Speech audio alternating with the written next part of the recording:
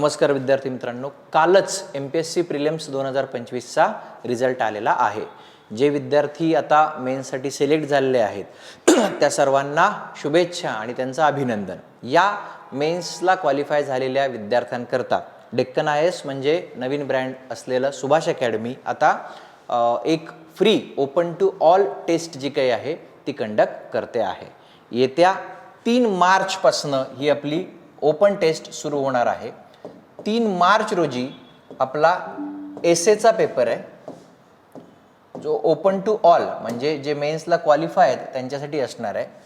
5 मार्च रोजी आपला GS1 चा पेपर आहे। 7 मार्च रोजी तुमचा GS2 चा पेपर आहे। 9 मार्च रोजी तुमचा GS3 चा पेपर असेल आणि 11 मार्च रोजी तुमचा GS4 म्हणजे एथिक्सचा पेपर आहे। लक्षात येतंय?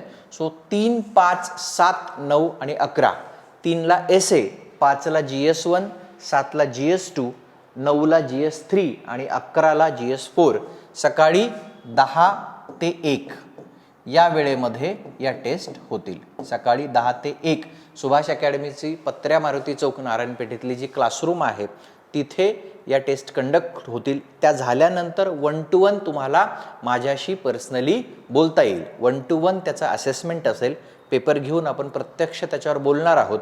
काय रायटिंग स्किल्स आहेत, कॉन्टेंटमध्ये काय तुमची प्रगती आहे, लेखनामध्ये कुठली कौशल्य जी आहेत ती डेव्हलप करणं गरजेचं आहे किंवा इतर जे काही मुद्दे असतील हँडरायटिंग संदर्भात असतील, त्याच्या स्ट्रक्चरिंग संदर्भात असतील, हे सगळं फ्री असणार आहे। याचा कुठलाही चार्ज आपण घेणार नाही आहोत। पहिलाच अटेम्प्ट आहे MPSCचा। खूप लोक जे आहेत ते कन्फ्युज्ड आहेत। अनेक लोक आहेत ज्यांनी पूर्वी ऑब्जेक्टिव्ह पॅटर्नचा अभ्यास केला आहे, ते पहिल्यांदाच आता मेन्स लिहित आहेत।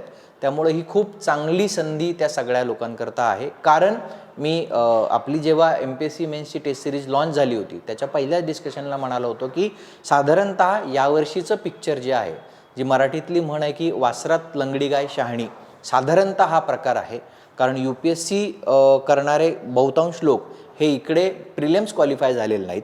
बरेच लोक कंबाईनच्या पाठीमागे आहेत। बरेच लोक 2024ला सिलेक्ट झालेले आहेत, ते पुन्हा प्री क्वालिफाय झाले। त्यामुळं आणि अनेकांची लेखनाची तयारीच नाही आहे, पण आता मेन्स लिहायची आहे। सो असे जे काही लोक आहेत यांना आता काय करणं गरजेचं आहे, ज्याला आपण एक म्हणतो की नेमकं आता कुठलं कॉमन सेन्स वापरायला पाहिजे, की प्रश्न अटेम्प्ट करणं असेल, शब्दमर्यादा पाळणं असेल, काय प्रकारचे रायटिंग स्किल्स किमान अपेक्षित आहेत, कॉन्टेंटवर आपली किती हुकूमत आलेली आहे, किती नाही, आणि तरीही आपण परीक्षा क्रॅक करू शकतो का, याचं डिस्कशन आपण 1 to 1 करणार आहोत। इथे काही वर्कशॉप, कार्यशाळा असा कुठलाही प्रकार असणार नाही आहे। पेपर झाला की तो पेपर घेऊन 1 by 1 आपण इंडिव्हिज्युअली माझ्याशी आपला संवाद असणार आहे। सो 3 तारखेपासून रोज सकाळी 10 ते 1 3, 5, 7, 9, 11 SA, GS1, GS2, GS3, GS4 याच्यासाठी तुम्हाला रजिस्ट्रेशन मात्र कंपल्सरी आहे। खाली जे आपले सुभाष अकॅडमीचे दोन्ही नंबर्स दिसत आहेत तिथे तुम्ही फोन करून रजिस्ट्रेशन करायचं आहे की मी असं बोलतोय, माझी प्रिलिम्स क्वालिफाय झालेली आहे, माझं सीट ते ठेवा। कारण आपण मर्यादित ठेवणार आहोत।